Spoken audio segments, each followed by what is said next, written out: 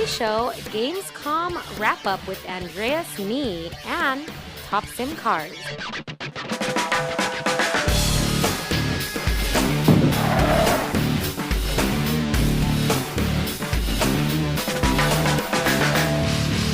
This show is sponsored by Sim Raceway.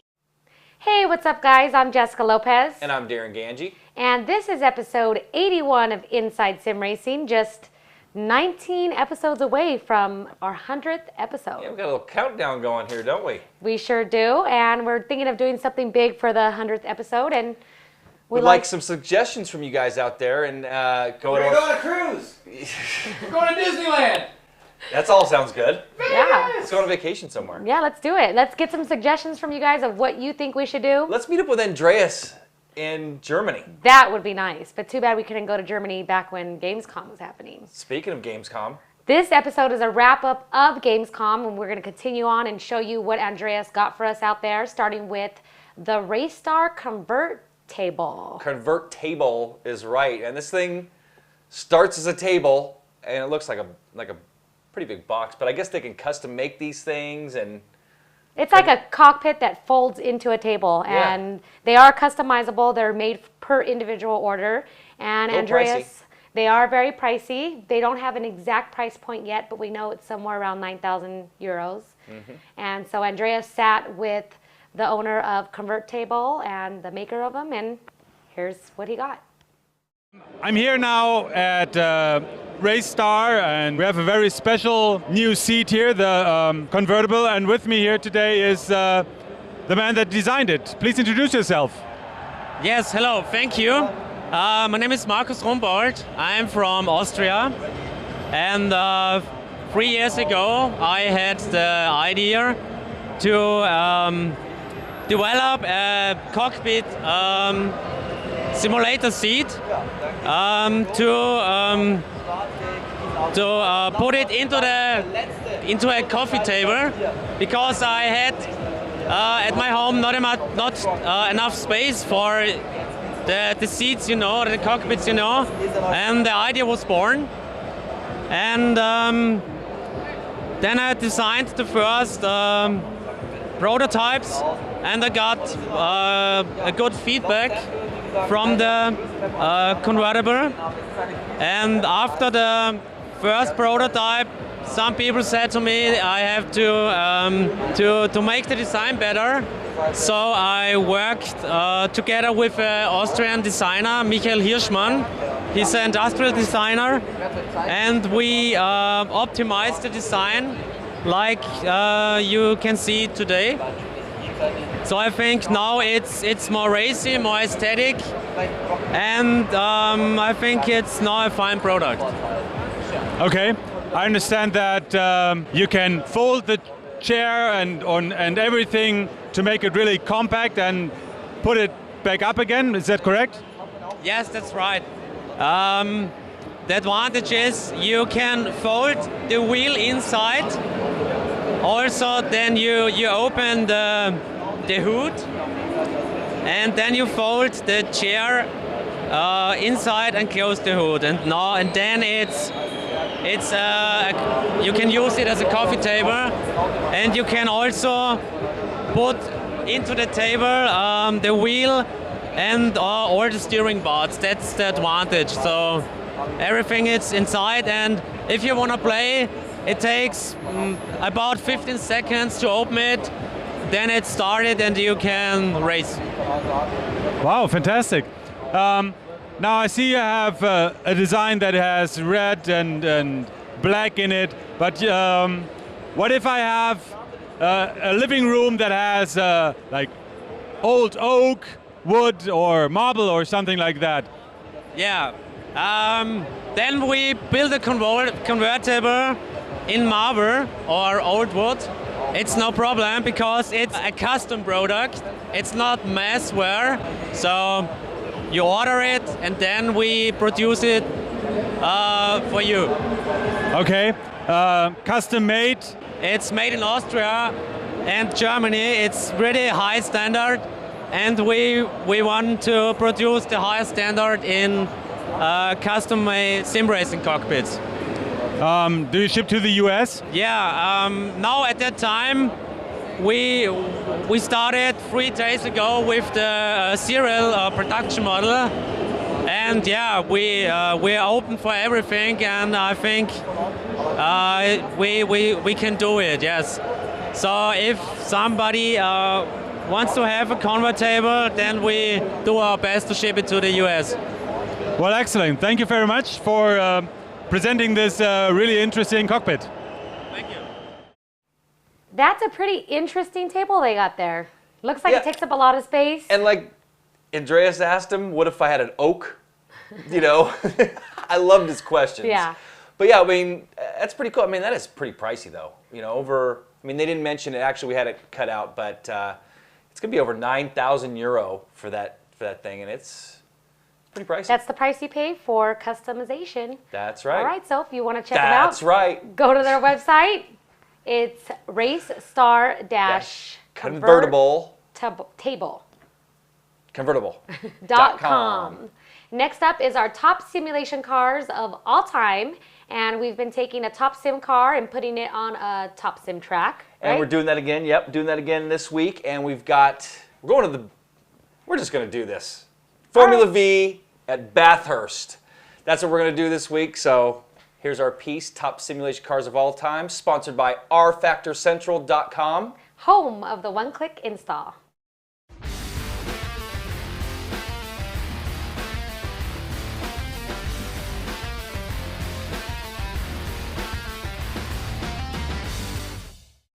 Mount Panorama, better known as Bathurst, is located in New South Wales, Australia. The track is actually built on public roads and is a temporary circuit for several races each year. Team ORSM, who are also the makers of V8 Factor, are the creators of this virtual masterpiece. The track is number 3 on the R Factor Central Hall of Fame and has been host to many sim races since its release. The late Peter Brock won the Bathurst 1000 a total of 9 times, and that accomplishment will probably never be matched, earning him the nickname King of the Mountain. The track is 6.23 kilometers or about 3.8 miles long. There are 23 corners and a majority of the circuit is contained by walls. Also making the track a challenge for drivers is the massive elevation changes. Drivers are constantly fighting gravity while trying not to smash into the barriers lining the track. Every aspect of Bathurst is done in amazing detail and is easily one of the best tracks in all of sim racing. And we figured the best car to run at this track is the one made by the same team. The V8 Supercars by Team ORSM, and this car sits number 19 on the top sim car list. You can get both of these at rfactorcentral.com and they are available as one-click install. You can choose either model to run with, and to take part in this challenge, head on over to InsideSimRacing.tv and click on the Wanted banner. Post your lap times and maybe you'll be the fastest driver at the track this week. Next up, we have Danny Engels, aka Husky, who is a pro sim racer or a pro gamer from SK Gaming. Yeah, it's not the first pro gamer we've had on the show either. Nope. You interviewed Fatality a while back. Couple, maybe 2 years ago, I don't know. Johnny Fatality, wasn't that his name? Yeah. Johnny Rotten. But anyway, this is a sim racer. He's actually one of the few guys in the world that's actually won a pretty badass car. BMW M6 when he was 16 years old. So I don't even know if he was old enough to drive at that time. I don't know, but you know, Tommy was talking about it. Who paid the taxes on that car? So pretty cool prize though. You know, all you sim racers out there that are aspiring to be the next Gregor Hutu or Danny Engels. Take note. Yep. So he teamed up with Andreas teamed up with Danny Engels, aka Husky, over at Gamescom, and you actually set that up. Kind of a fluke, yeah. Danny runs an SSCA with us, and I think I was bumming a setup off him actually, and he mentioned he was going to be at Gamescom running some Need for Speed tournament, and I connected him and Andreas, and here's Andreas interviewing Danny Engels, aka Husky. Right now I'm here at the Acer Esport Arena, and with me here is Danny Engels. Please introduce yourself. Hi, first of all, my name is Danny Engels.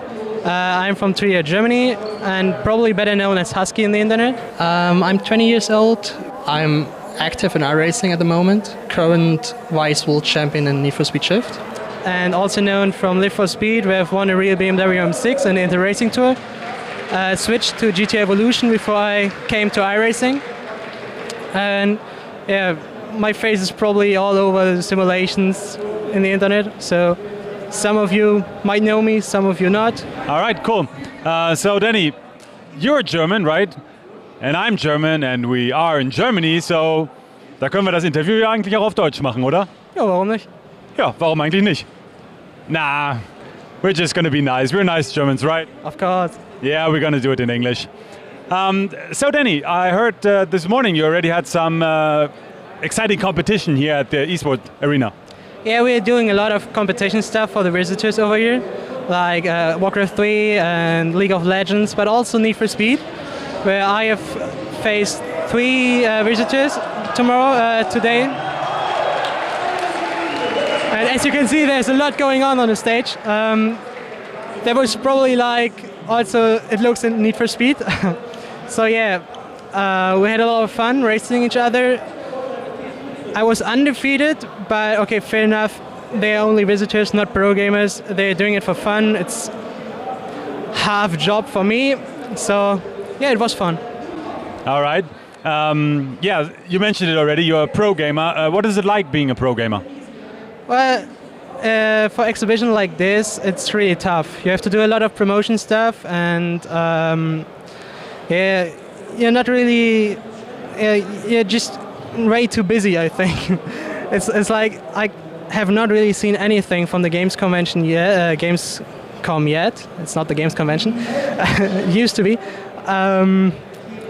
Yeah, just go around to the stands I have to go to and do my job, and I'm still looking for a bit spare time where I can see other things like all the racing stuff over here and all the new games, Gran Turismo, Formula 1 and all the stuff.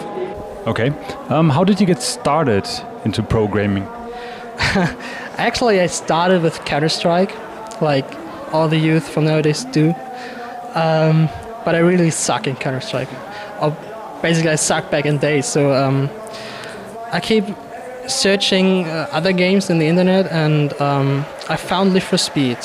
I started with the Stage 2 demo and found also a league where I could compete. I was really bad at the beginning, like 7 or 8 seconds off pace, and just made my way all the years up to a really high level, to German top level actually, and yeah, that's where I found the love to sim racing. Okay. Now, tell us a little bit about SK Gaming. Is that a clan or what is that exactly? I don't know if you can call it a clan nowadays. I prefer team as the correct term. But yeah, it's one of the biggest organizations in esports. It's probably the most famous team worldwide out there. It has players in Counter-Strike, in Warcraft, StarCraft, Quake, and also racing. We used to have a good and large racing team back in days, but this year I just stayed as a one-person army, so-called, and try my best to keep SK also on a high level on iRacing. Okay. Why did you concentrate on iRacing? I think it's the best competition you can have. I had a lot of fun in GTR, but I was missing those battles with all the really good guys. I mean, you have Gregor Hutu out there, you have also the good German ones out there, and yeah, I just missed racing with them. Now, what kind of equipment do you use when racing? I use the normal G25 from Logitech. Yeah, there's nothing special about it, just the normal one. Now, these young people that do play games and everything, I bet some of them will wonder, how does some become a pro gamer? Well, there's a lot of work until you get to a really high level. I mean, I've started racing 5 or 6 years ago and it was really bad. I was 7, 8 seconds off pace, just doing stupid things on track. But with a lot of practice, experience, especially experience, you get better time after time. Of course, you need talent for really becoming on a really high level. But after some time, you're just getting better, you're having fun. Fun is a really important key. Because, I mean, playing games without fun, it's like not really worth it. No fun at all. Not really, no. No. The kids that come here and do some racing and maybe become pro gamers as well, where do you see this whole thing of pro gaming and esports in the future? Where is that heading towards? Well, it's tough to say. I mean, you see in Asia how big esport actually is. In Europe, it's still something small, but it became way better than, I would just say, 3 years ago, when you look back, where all these rumors about brutal games and all this stuff, it was like, but with those things like here, the big exhibition in one of the biggest cities in Germany, you can see that gaming is something within the society. I mean, it's accepted now, and we are becoming bigger and bigger, and it's tough to say where we are heading to, but I hope it's becoming something really big. Yes, absolutely, and so that everybody goes out and does some racing, does some gaming, and has some great time. Well, Danny, thanks a lot for this insight in the life of a pro gamer. And that's it so far from the Acer Esport Arena with Danny Engels.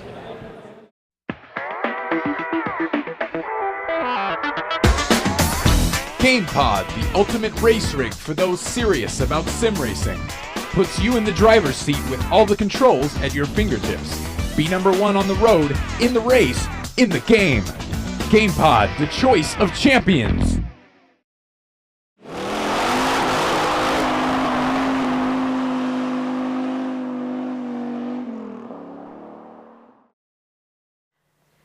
Time now for the top story of the day, which is sponsored by RaceSimCentral.com. The home of sim racing news and forums since the year 2000. And we're going to take you with the final coverage from Gamescom, taking a look at the SimForce Emotion Simulator. Yeah, and you know what, I want to say something really quick. You know, Andreas did an awesome job, you know, by himself out there. And even though this is our last, you know, bit of coverage on our show, there's stuff that we even left off that he got that we just didn't have space for, time to show. I think he got more coverage than we got at E for All. E3. E3. Oops. E for All. And E for All put together. Probably, as a matter of fact, he got that much. That just goes to show you the racing content that's available at conventions in Germany and other places in the world as compared to what we have available to us. Yeah, what's up, Americans? Jeez, let's see some racing stuff at E3 next year. I mean, we saw a little bit, but not like Gamescom. That was pretty cool. So he's taking a look at the SimForce Emotion Simulator. It's a very cool simulator, and the company actually said that their goal is to provide some type of location for sim racers to train and drive. Yeah, and luckily we were able to get Andreas out of lockup. I don't know if you guys saw the end of the last show. He got detained by a couple stormtroopers and... Behind me, there's a real simulator that is actually used to race and do some really cool stuff.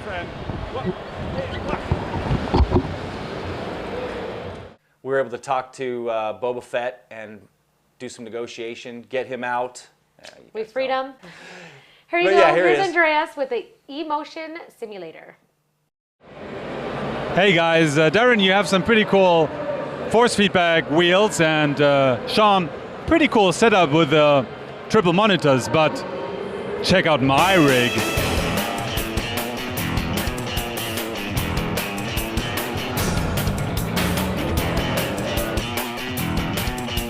So I'm here now at SimForce Emotions, and we have a pretty impressive rig behind me, but before we go to that, please introduce yourself. My name is Jan Huing. I'm CEO of SimForce Emotions, and yeah, we were founded in 2009, the company. My business partner Peter Heusel, CEO as well, and that's a little background to SimForce Emotions. Okay, now this is a setup that you normally do not build out of your garage or something, so there needs to be some more background. What's the story of this? A really big story. There is a lot of motorsport business background behind. Peter and me, we are from, our origins are in the professional motorsports to find. We have about 10 or 12 years experience in professional motorsport, driving especially karting up to Formula 2. We followed all the series, the young series, Formula BMW, Formula 3, Formula Renault, Formula 2, and we are really into this stuff. And we have some business partners, and with these business partners we constructed this simulator, and there is a lot of know-how inside. Okay, as you mentioned, it is a simulator. Now I see this cabin around here, so I presume there's monitors inside? Yes. This whole visual is patented. There are 3 beamers inside, and it is a worldwide patent. Lasts for 20 years, and this will always make us being ahead of other opponents or even the competitors for maybe some years. And we have a really realistic feeling to drive with this patented dome. It's called a visual projection dome, which closes the pilot into the simulator. Okay, so but this is not 360 degrees, is it? I mean, this one right now. Actually, we would be able to arrange that, but at the moment it is about 120 degrees, which is really enough for the human, for the eye, because everything which goes around up to the sides cannot be realized while driving. Okay. What software do you use? What race simulator is running inside? 2 softwares we are using at the moment on the fair. It is Air Factor. The menu is very easy to go through, but for race driver training we use GTR Evolution. All right. Is it compatible with other driving software? Of course it is. There is a software which needs to be written for the motion system integrated to the simulator, and this software needs to be adapted to the driving software. For example, when you want to install F1 by Codemasters, you need to write a software for the motion system, and these both 2 software they need to be adapted to each other. Okay, so I can use pretty much what I want then, right? Yes, exactly. There is a little bit of work behind, but that's exactly what high quality means. Okay. Now, this is a really special rig. What is your target group for that? Our main target is to set up a racing simulation center located in Berlin, and our aim is to train and educate young drivers with these simulators, as well as we want to have an incentive for events. We want to have groups inside the simulator. We want to follow different kind of groups just for the fun factor. That's what our main aims are. All right. Now, of course, the question we all have: what do I have to pay to get one of those? Distributing one of those means you have to pay 50,000 euros. Okay. Well, that's not. So, what do I get for those 50,000 euros?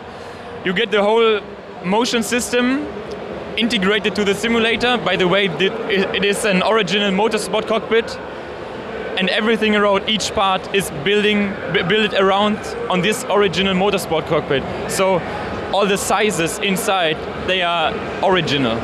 And you also get, of course, the patented system, the dome projection system, and you also get a software. Okay, so all in all, I mean, 50,000 euros doesn't sound that much. I mean, if you consider all the hardware that you get with that.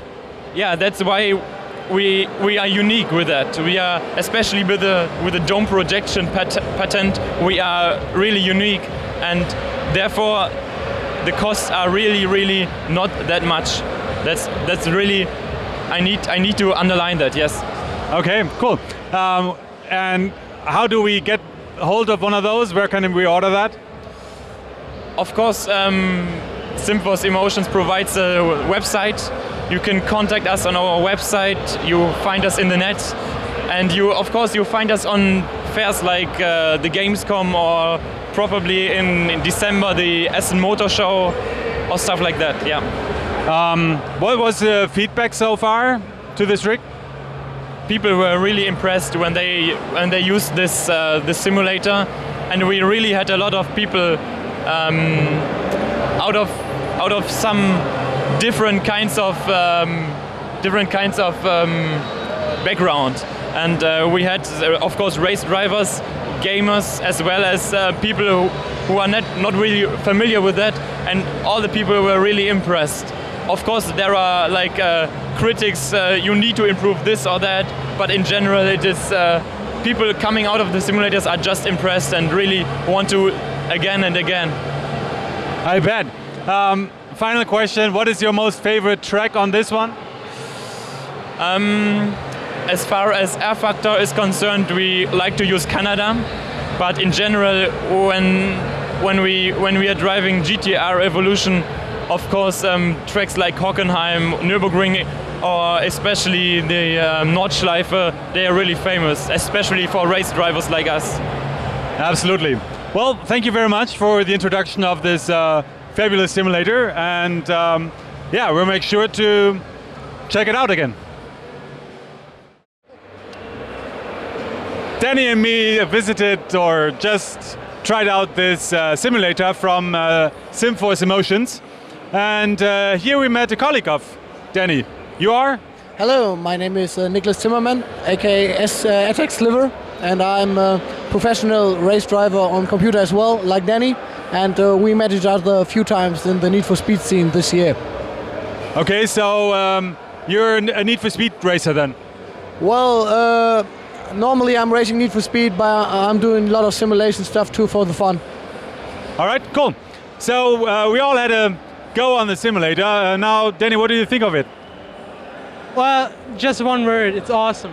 It's really awesome. That's like what you're missing all the time in front of your computer, that those G-forces you're really missing in the simulation just got simulated in this simulator. It's so awesome, yeah. Okay, what did you think? Well, there's really nothing more to add when you just say awesome. It's feeling so real. If you just now put in a game like iRacing or something, it would be perfectly good for training, even for a real race driver. Now, regarding laptops, who was the lap times? Who was the fastest of the two? To be honest, I got beaten by him, but he got more practice in this thing anyway, so give me 3 more laps and we will probably have a good battle over here. But yeah, I know him as a good racing driver and we are almost on the same level, so yeah, just about having fun here. Okay, yeah, I tried it myself, and of course I was not near as fast as the pros were, but I can actually confirm it's a lot of fun. You really feel the forces, and it's hot in there, isn't it? It's really hot, and they try to implement like something like a driving wind, the wind you get into your face, so it feels a lot more real then. Yeah, that would be really cool if they have some air ventilating towards you while you really put the pedal to the metal. So, are you considering buying that thing?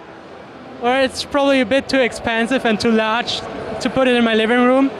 But I would love to see like sim racing events going on in these simulators. Like if you have 10 players on a grand final or something, you put 10 of these things in a huge location with a huge crowd, and that's something like the future should look like, yeah. How about you? Would that be something, a good addition for your team?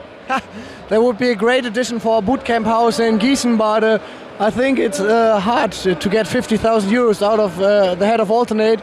So it's just like a good dream for me, and if I got 50,000 left, that might be something I would buy. All right, final question. If you could have one more lap in this thing on any track you could possibly choose, which one would that be? Nordschleife. How about you? What would your favorite track be that you want to try there? Well, Nordschleife sounds quite good, but my absolutely favorite track is Silverstone. Maybe Danny remembers it, my nickname is Sliver, and the track was renamed after the quali match in ESL because it's now Silverstone. I was so fast there, I love this track. All right, cool. So with those impressions from the SimForce Emotions driving simulator. I'm heading back to Jessica and Darren. That's going to wrap up this 81st episode of Inside Sim Racing. And all our Gamescom coverage. And I'd like to thank Andreas again for doing such a killer job, man. He really got us a lot of stuff. We got a ton of stuff. We took a look at GT5, F1 2010, some cool sim rigs that are available in other countries besides the USA. And for any of you that enjoyed Andreas's coverage, maybe we'll see him back again. He had a good time doing it. I'd love to see him back again. I sure would too. He did an awesome job. And speaking of F1 2010, it's due out in 16 days, and we're extra excited here at the show and waiting for our copy. Yeah, actually, by the time this airs, it's going to be about 10 days from the release date. And Andy, you better get me my copy, buddy. It's getting a little close, too close for comfort. If we get that on, if we get the copy in the studio, it may be on the next episode of Inside Sim Racing after this one. So stay tuned and make sure you subscribe to our YouTube channel if you have not yet. Check out our other YouTube channel as well, youtube.com/SRT Media. Also, go to RaceSimCentral.com where we're blogging it up every day. Yep. Posting blogs and information on the sim racing community. Yep. And I guess that's going to wrap up today's show. Sure is. Checker flag is out, and so are we. Racing rigs provided by GamePod, the choice of champions. Go to gamepod.co.uk. Get your background images at wall-graphics.com. Now,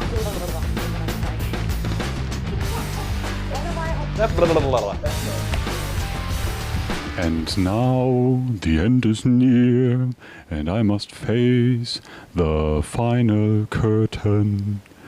My friend, I say it clear, I state my case, of which I'm certain.